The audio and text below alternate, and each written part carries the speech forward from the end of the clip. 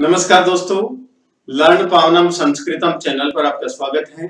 दोस्तों, हमने पिछली वीडियो में तुमन प्रत्यय का प्रयोग चाहने के अर्थ में सीखा था और इस धातु लट लकार में जो थी उसका अभ्यास किया था। जैसे इस धातु लट लकार में इच्छति, इच्छतः, इच्छन्ति, इच्छसि, इच्छतः, इच्छत, इच्छामि, इच्छावै, इच्छामि। आज हम के लिए के अर्थ में तुमन प्रत्यय का प्रयोग का अभ्यास करेंगे और चतुर्थी विभक्ति के स्थान पर भी तुमन प्रत्यय का प्रयोग किया जाता है।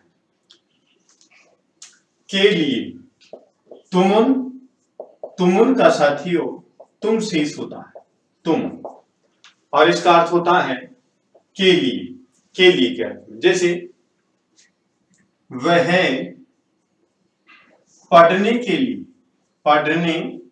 लिए विद्यालय जाता है। वह पढ़ने के लिए विद्यालय जाता है। इस वाक्य में कर्ता क्या है? वह। विद्यालय किस लिए जाता है? पढ़ने के लिए। तो यहां पर पठ धातु और तुमन प्रत्यय का प्रयोग करेंगे। ठीक है। कहां जाता है? विद्यालय जाता है तो ये कर्म हो गया। और गम धातु के अर्थ में वैसे भी जो गंतव्य स्थान होता है, जहां भी जाना होता है, उसमें द्वितीय विभक्ति का प्रयोग किया जाता है। कहने का मतलब जो गत्यर्थक धातुएं होती हैं, वहां पर जो भी गंतव्य स्थान होता है वहां द्वितीय विभक्ति का प्रयोग किया जाता है। जैसे इस वाक्य में गंतव्य स्थान क्या है? वह पढ़ने के लिए विद्यालय जाता है। तो गंतव्य स्थान जहां पर जाना है उसमें द्वितीय विभक्ति का प्रयोग किया जाता है। समझ गए होंगे?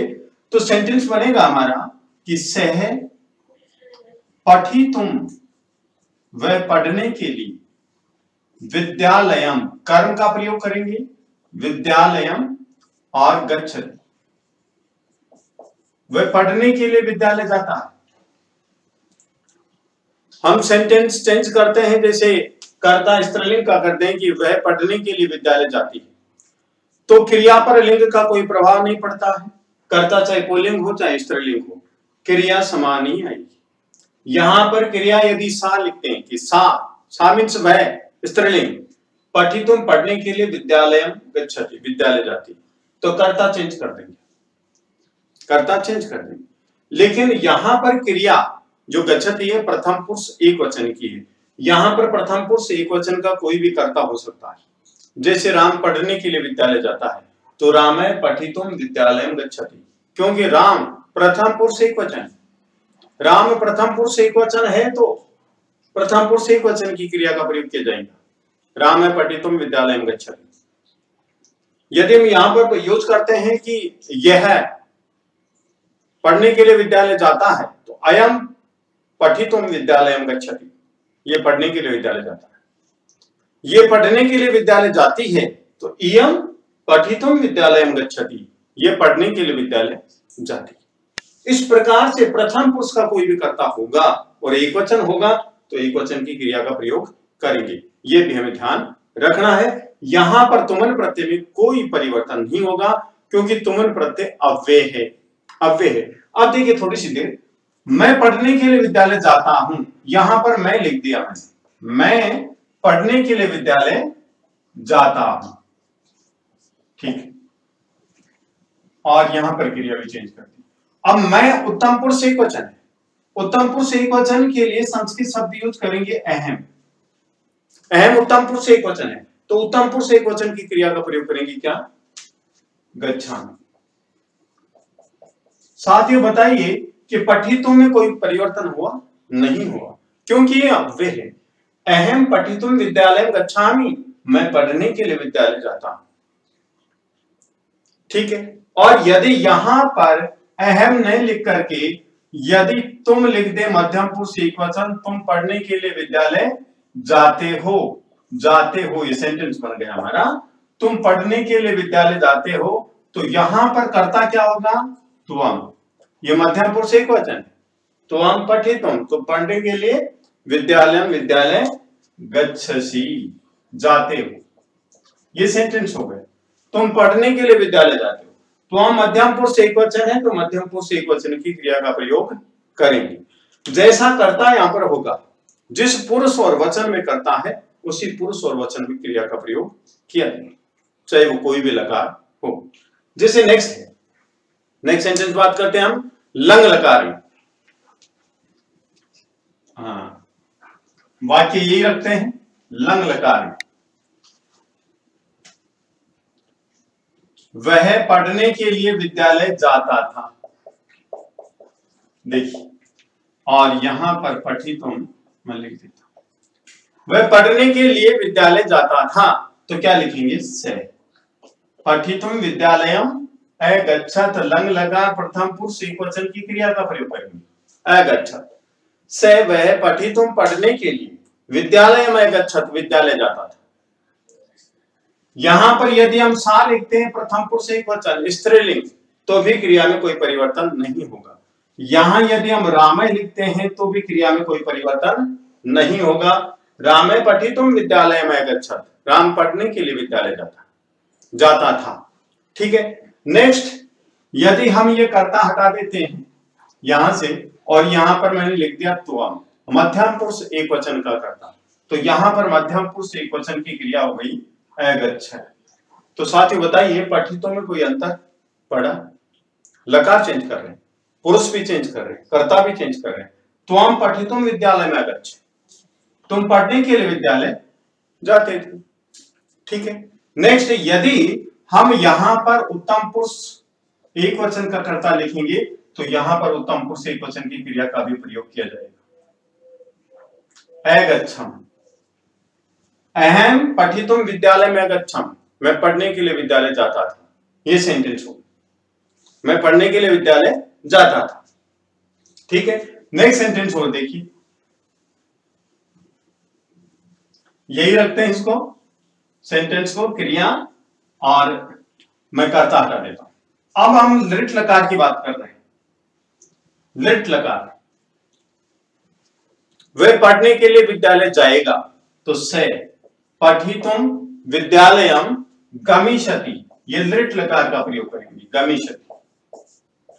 ठीक है, यहां पर जो पठितुम है कोई परिवर्तन नहीं हुआ।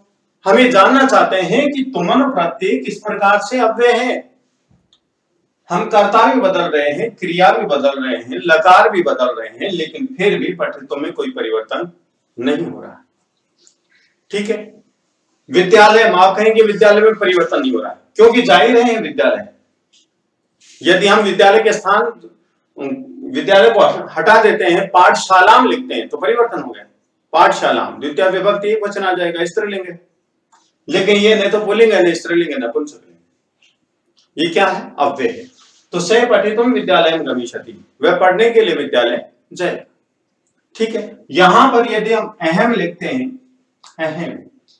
अहम पठितुम विद्यालयम गमिष्यामि, गमिष्यामि, मैं पढ़ने के लिए विद्यालय जाऊंगा। उत्तम पुरुष एक वचन का कर्ता है, उत्तम पुरुष एक वचन की क्रिया का प्रयोग करें। ठीक है, नेक्स्ट सेंटेंस, जैसे मैं पढ़ने के लिए विद्यालय जाना चाहूंगा, जाना चाहूंगा, ऐसा आ गया। या फिर देखिए नेक्स्ट सेंटेंस, बहुत ही अच्छा,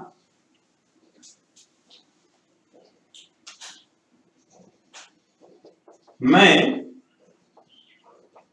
विद्यालय जाना चाहता, चाहने क्या, मैं विद्यालय जाना चाहता, तो क्या होगा? अहम, कहां जाना चाहते हैं? अभी अभी हमने बात की कि गंतव्य जो स्थान होगा वहां पर द्वितीय विभक्ति का प्रयोग किया जाता है। तो यहां पर लिखेंगे द्वितीय विभक्ति एक वचन विद्यालयम, जाना तो गंतुम, तुमन प्रत्यय इच्छामि, चाहने के अर्थ में इस धातु का प्रयोग करेंगे। अहम विद्यालयम गंतुम इच्छामि, मैं विद्यालय जाना चाहता हूं। और मैं विद्यालय जाना चाहता हूं, मैं विद्यालय जाना चाहता था, तो यहां पर इस धातु है वो लंग लकार में यूज करेंगे, लंग लकार में यूज करेंगे। कैसे?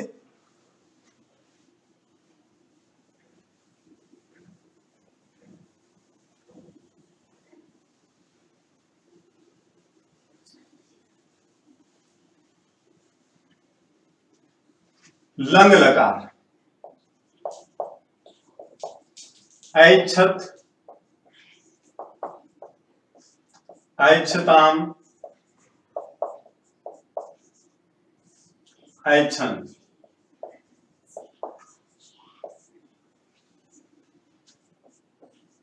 ऐच्छ ऐच्छथम ऐच्छत्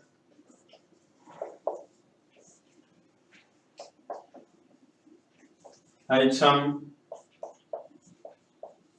ऐच्छा अच्छा। ये सेंटेंस, मैं घर जाना चाहता था। मैं घर जाना चाहता था। सेंटेंस बनाएंगे, मैं अहम कहां जाना चाहते थे? घर। तो ये क्या हो गया हमारा? ग्रहण कर्म हो गया। अभी हमने बात की कि जो गंतव्य स्थान होता है वहां पर द्वितीय विभक्ति का प्रयोग करेंगे। तो घर जाना चाहता था, यहां पर तुम प्रत्यय का प्रयोग करेंगे गंतुम। और ऐच्छम चाहता था। अहम गृहम गंतुम ऐच्छम, मैं घर जाना चाहता था। ये सेंटेंस बना। नेक्स्ट है, वह घर जाना चाहती थी। सा गृहम गंतुम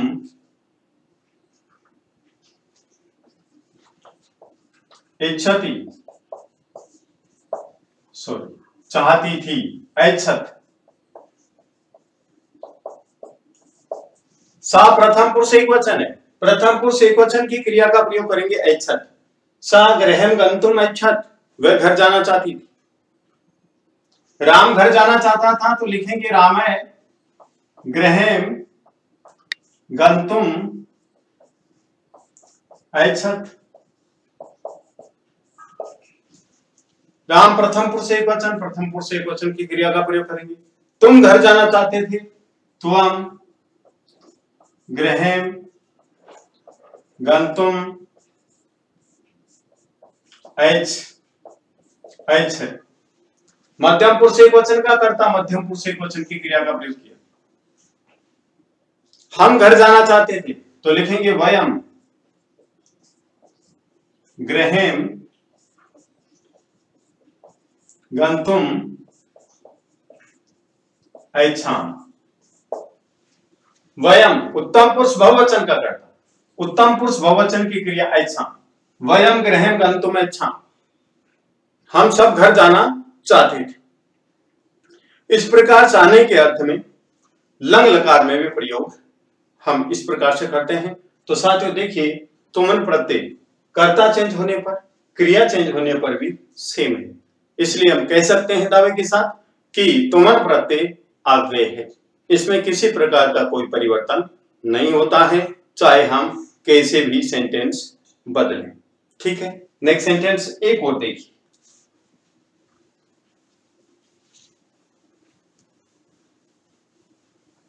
लंग लकार में बात कर रहे हैं, वह पढ़ने के लिए विद्यालय जाता था, तो भी वही होगा से।